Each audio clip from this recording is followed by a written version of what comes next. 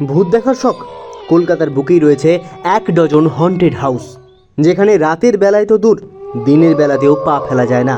শুধু শোনা যায় ভূতেদের হাহাকার। যাবেন নাকি ঘুরতে? বেছে নিন কোনটিতে যাবেন। National library.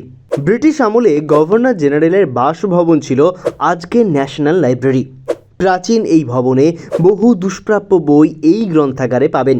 বলা হয় যে এটি নাকি কলকাতার একটি ভৌতিক ভবন।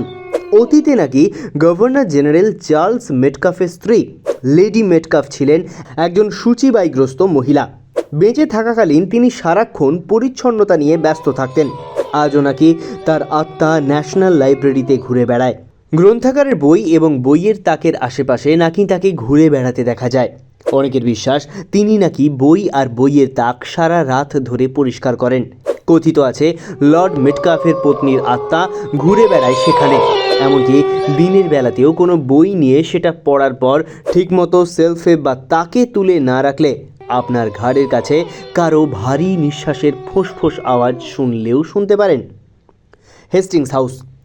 আলিপুরে ব্রিটিশ আমলের গভর্নর জেনারেল ওয়ারেন হেস্টিংস এই অট্টালিকা তৈরি করেন, বর্তমানে যেটি মেয়েদের কলেজ। কিন্তু অনেক ছাত্রী নাকি সেখানে রহস্যময় ব্যক্তির উপস্থিতি টের পেয়েছেন। সেই ঘোড়ায় চড়া অশরীরীকে কিছুর খোঁজ করতে দেখা গিয়েছে। বলা হয় শেষ বয়সে হেস্টিংস খুব দুঃখে কাটিয়েছিলেন।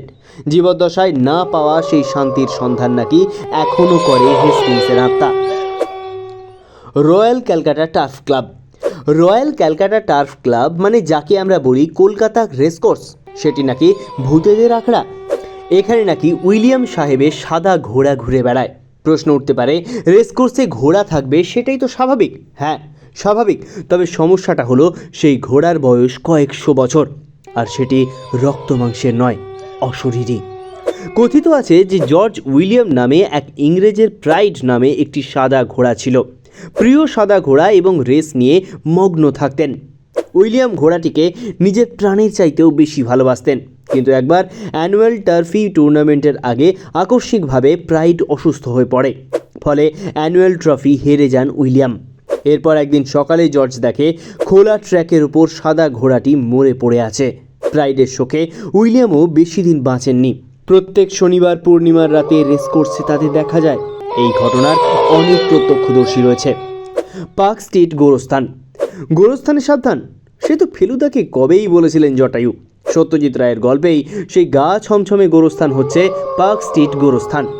সেখানে বেশিরভাগ কবর প্রথম ও দ্বিতীয় বিশ্বযুদ্ধে মৃত ব্রিটিশ সেনাদের। শোনা যায় একবার নাকি একদল বন্ধু সেখানে গিয়ে বেশ কিছু ছবি তোলেন, যেগুলি প্রিন্ট করার পর দেখা যায় প্রতিটি ছবির মধ্যে এক অদ্ভুত ছায়ামূর্তির উপস্থিতি।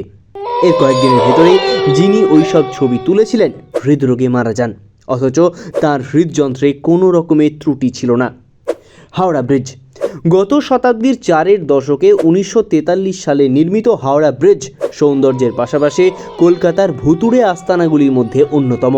বহু মানুষ বহু সময় হাওড়া ব্রিজ থেকে গঙ্গার জলে ঝাঁপিয়ে আত্মহত্যা করেছেন। প্রায় প্রতিদিন ভোর 3টে থেকে হাওড়া ব্রিজের লাগোয়া গঙ্গাঘাটে কুস্তিগিররা দেহ চর্চা করেন। তাদের কেউ কেউ নাকি জলের উপর ভাসমান একটা হাত দেখেছেন। রাতের বেলায় সাদা শাড়ি পরিহিতা এক রমণীকেও হাওড়া ব্রিজের উপর দিয়ে হেঁটে যেতে নাকি দেখা গিয়েছে। খিদিরপুর ডক। বিখ্যাত খিদিরপুর ডক তৈরি হয়েছিল নবাব ওয়াজিদ আলী শাহের আমলে। আওধ থেকে নির্বাসিত হয়ে কলকাতায় এসেছিলেন তিনি। কলকাতায় তিনি বছরের পর বছর অপেক্ষা করলেও ব্রিটিশদের চিঠি পাননি।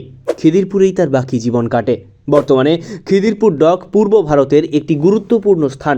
দিনের বেলা এই স্থান জমজমাট, কিন্তু রাতে নাকি এখানে অশরীরীরা ঘুরে বেড়ায়। তাদের লিডার স্বয়ং নবাব সাহেবের আত্মা। লোকে বলে ব্রিটিশদের বিশ্বাসঘাতকতার প্রতিশোধ না নিলে নাকি তার আত্মা শান্তি পাবে না। এমনকি এই স্থানে যেসব সৈন্য এবং নাবিক মারা গেছেন তারাও নাকি এখানে রাতের বেলা ঘুরে বেড়ান, দাবি করেছেন অনেক প্রত্যক্ষদর্শী। Writers' Building. British East India Company রাইটারদের জন্য পরাধীন ভারতে প্রতিষ্ঠিত হয়েছিল রাইটার্স বিল্ডিং। সেখানকার অলিন্দে 1930 সালের 8ই ডিসেম্বর 3 স্বনামধন্য বাঙালি স্বাধীনতা সংগ্রামী বিনয় বাদল দীনেশ পুলিশের তৎকালীন ইন্সপেক্টর জেনারেল কর্নেল সিম্পসনকে গুলি করে হত্যা করেন। অনেকে বলে থাকে এখনও রাইটার্স বিল্ডিংয়ে সিম্পসনের আত্মা ঘুরে বেড়ায়। রাতের ফাঁকা রাইটার্সে বুটের শব্দ, কান্নার আওয়াজ শুনেছেন কেউ কেউ। রবীন্দ্র সরোবর মেট্রো স্টেশন হালের কলকাতার ভূতের আস্তানা। রবীন্দ্র সরোবর মেট্রো স্টেশন থেকে শেষ মেট্রো ধরেছেন কি কখনো? তাতে নাকি অনেক যাত্রীর অদ্ভুত অভিজ্ঞতা হয়েছে। আচমকা ছায়ামূর্তি সরে গিয়েছে, কোনো ব্যাখ্যাহীন চিৎকার শোনা গিয়েছে।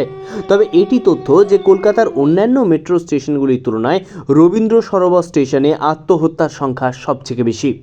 উইপ্রো অফিস সম্ভবত দেশের একমাত্র অফিস যেখানে কর্মচারীদের অফিসের একটি নির্দিষ্ট এলাকায় যেতে বারণ করা হয়। এখানকার 3 নম্বর টাওয়ারের তৃতীয় তল হলো সেই নিষিদ্ধ জায়গা।